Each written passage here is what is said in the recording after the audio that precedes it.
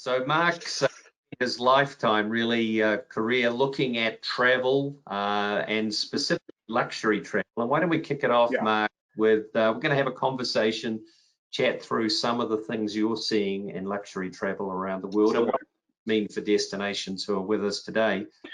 I was going to say, it was interesting to hear from Amir that only 14% of people are going to be incentivized to travel by price cutting, because I'm coming at this from a very different perspective. I spend my life kind of being rich adjacent, so I look at the 1%, and I think even if a DMO's main audience isn't the 1%, there's a lot to be drawn from how they are traveling. I love this. Look how they are traveling, a little private jet, because the elite, this particular echelon, is traveling in ways that it is legally able to, much more than the mass market. So I think you can extrapolate some stuff. And again, so just let's take a look at that jet, the private jet. This is the summer for my audience of jets and yachts. Now, jets are really interesting. The CARES Act made it cheaper than ever to travel by private jet. The taxes on planes were reduced through the end of the year. So not only was it trying to support commercial aviation, but private aviation has been made more affordable, and certain destinations have made themselves open only to jet travel. So the Bahamas is available to Americans who arrive on a yacht or on a jet, but not a commercial airliner. Seychelles, same thing. You can go there on a jet. What it's about is about managing capacity. They'd rather have fewer people spending more than a mass sort of nascent over tourism. And I think that's a really good reminder. Those price conscious people, not a big group, go for the less price conscious people. So can I take you? Yeah. So what are we seeing in terms of how are these island destinations handling testing and border controls? What are some creative solutions out there? Should we go on to Tahiti? Should we do a lovely picture of Tahiti? I think we've got a picture of Tahiti next. I'm not controlling the presentation, but just imagine we're in Tahiti. Oh, that's Seychelles, but we'll go to Tahiti. Tahiti is a very interesting case study for anyone thinking about how to control testing. Island nations obviously have a jump on that because their borders are very highly defined, and many island nations had quite low incidences of COVID-19 at sort of the height of the first flush of the pandemic.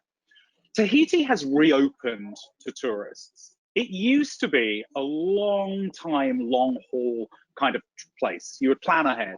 You talk to travel specialists right now, they're finding people are booking Tahiti 2 weeks out. But what Tahiti has done is it has said there are 2 stages in testing. It's doing a PCR test. You have to have a 72-hour ahead PCR negative test, which many destinations are starting to require now.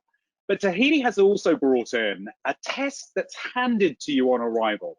So 4 days in, you're asked to sort of spit in a cup, I think it is sputum, and you turn it in a designated testing center. And there is a sort of backup test to make sure everything is okay. And I think integrating testing and leaning into testing rather than pretending it's sort of something that's nothing to do with the destination is really, really smart. There are some startups like the COVID consultants. I spoke to them recently. There's some doctors who say, look, we know America's centralized testing is kind of terrible. It's slapdash, it's hiccupy for lots of reasons. Many destinations require this PCR test within 72 hours. The government run tests cannot guarantee that. For $200 or so, spit in this cup, we will make sure you don't miss your vacation. They've already sold 2,000 of those tests. They're performing more and more. And I think destinations that integrate that kind of thing into their marketing and say, we will help you get dependably tested, that removes a barrier for a traveler, because there's a lot of intimidation about fulfilling those requirements. Not just that they're there, it's sure, but what happens if I can't get that test in time? And I think you have to lean into that. The other thing you want to lean into, if we go on to the next slide, is what we're calling bubble charters. They're a new thing which integrate, based on a true story, is a very, very high-end travel specialty company. It creates fairy tales for 1% families, like an odyssey through the Greek islands where you meet Zeus. It has partnered with a fractional jet firm to do that in Iceland. And essentially, you travel, it's all handled, you travel in a bubble. You travel in a private jet, you land, the staff is still the same from end to end. You've seen that domestically. Dunton Hot Springs in Colorado has done that with ExoJet. VistaJet is doing it with yachts. It's about packaging. It's basically a high-end package holiday, which in Europe is very popular, but it's that sense of, let us show you how to get here. We won't leave it up to you. And I think, again, a lot of this is not about, you heard from the other two gents, a lot of this is not about unwillingness to travel. People want to find solutions, but they want to be reassured and they don't want to be overwhelmed. And the 1% basically says, I want it all bundled together, sell it to me at once.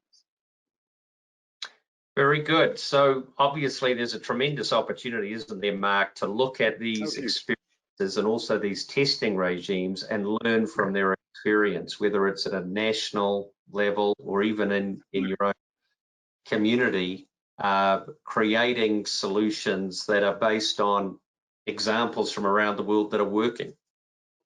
Exactly. And I think if you look even domestically, you know, I live in New York, which is one of the most sort of domestically xenophobic states at the moment, the quarantine requirements, whatever. As we start to work out how the country will function, I think you could see things like domestic requirements for PCR tests. And if you have pre-imagined that with people like the COVID consultants, it does just take one little barrier away. What I would love to do is I would love to give people some inspiration as well from what I've seen some luxury destinations do, that maybe DMOs can talk to some of their members. They can kind of help people see ways to operate successfully within this. And if we go on to the next slide, we can just look at the Lodge at Blue Sky, which is this amazing luxury resort. Great American driving tip. They're fully aware, a lot of drive-ins now. Lodge at Blue Sky, which is an auberge property, has done something which I think is very, very borrowable. It has recognized that service in rooms is one of those touch points people are afraid of. They're a little intimidated with too much human interaction. So they've done two things. They're putting a whole load more towels in your bathroom so that you don't necessarily have to have service every morning. It's literally as simple as that. But they're also turning turn down, rather than it being an interaction, there's a beautiful door hanger with some extra bath gel, shampoo, and then a little punnet of strawberries from the Lodge at Blue Sky's own farm. It's a charming, thoughtful gesture, which is personalized, but not interpersonal. I think that's a big, big thing. You're also seeing auberges doing some very interesting stuff around how to package food, picnic kits, barbecue kits. Neil Jacobs, who runs Six Senses, who's one of my favorite luxury hoteliers, he said, look, everyone wants their food coming to them covered, but no one wants it covered in saran wrap. That doesn't feel very indulgent. He said, I think we'll see bento boxes and tiffins, that lovely, gorgeous packaging that nonetheless has a lid on it. So your food has a lid. I think we'll also see, we're all going to live in a little bit of Downton Abbey. Aquilina in Florida has bubble staffing. So when you check in, you're essentially assigned a certain group of staffers who will attend to your needs. They'll book the lounger reservations, they'll clean your room. So again, it's about lessening the number of people you encounter. I don't think anyone is going to do what Mustique did, which was basically charter its own airline for the summer, where it was running flights from New York to London. But I think it's an interesting lesson. If you have key markets that are really, really fundamental to you, as New York and London are to Mustique, working out how to make transit from even those couple of markets really much easier could be fundamentally impactful. I would also say, I'm sure everyone saw, Barbados has this new visa that Bermuda has copied, good for them, the 12-month work from here visas. They're saying, you know what? You're going to do your white collar job remotely. Why don't you bring your expenditure down to Barbados? You're not going to take a job away from a local, but you're going to keep people employed by spending in the restaurants. Oh, and by the way, our COVID incidence is incredibly low. And I think encouraging people not necessarily to think of places that would have been vacation destinations as vacation places, but as extended stay options. I think a premium traveler has that money to spend. I had one jeweler say to me, "We're living in a period of the Corona bonus, because wealthy people didn't take all the trips they planned, and they have a pot of money they don't know what to do with. I'm selling them rings, other people are selling them real estate." And I think that extended stay, maybe domestically, is a way to siphon that money back into travel. Very good. I think you've got another couple of examples, Mark, in terms of some of the adaptation you're seeing in terms of luxury pivoting, and also that whole shift from international travel to maybe domestic. So let's get down to the next slide. Exactly. So Uncovered. Jason Wirtz, who runs Uncovered, is an amazing operator, but he works usually in Europe, taking Americans on very customized, personalized trips. But he's based in California. What did he do very quickly? He pivoted and said, "I'm going to run my kind of trip in Santa Cruz, around that, in the wine countries of California instead of Tuscany." Same thing if you look at Mango Safaris, they usually operate in Africa, showing people the big five. This year, and I think we've got a lovely slide, exactly, we're going west, a stateside safari. They're going to be in Yellowstone and in New Mexico. And I think you might find there are operators who take Americans around the world who will be looking to work with you to find ways to provide their kind of experience in state or domestically. I mean, remember, it's very, very important if you look at data. If you get rid of outbound, inbound travel as a difference, and just all travel is domestic, 3 nations are net winners. China is streets ahead, and then the UK and Germany, all of the sort of British and Germans who go for sort of sun in the Mediterranean who can't go, that helps their domestic operation.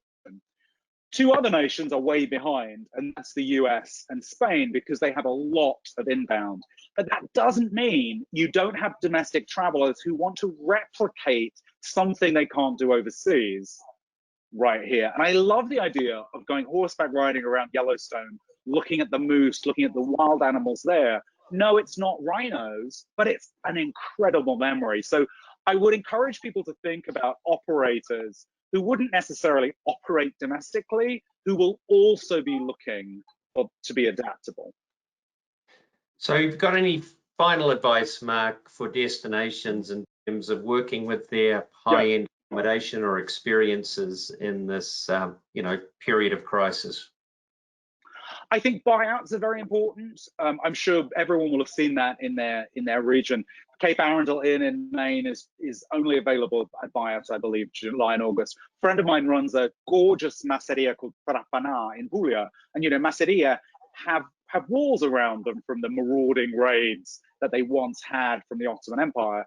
He's operating that as a buyout only, and I think thinking of smaller properties as being sold to groups who self-select, super, super helpful. I think Tahiti's leaning into testing and making it really straightforward and saying, we'll tell you how to do this.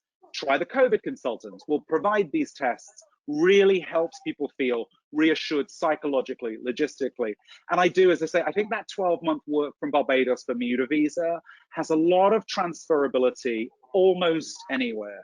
If you're looking at certain properties, some companies that have now said, we don't expect workers back by obligation until summer 2021, the well-to-do traveler thinks, I do have disposable income. Maybe I'll rent a house somewhere new. And I think looking at tourism in that way as well, broadening out, gives you a new potential market. Not as big as a mass over-tourism market, but definitely, again, remember, we're realizing that travelers are not being driven by promotions. They're being driven by options, reassurance, convenience, inspiration.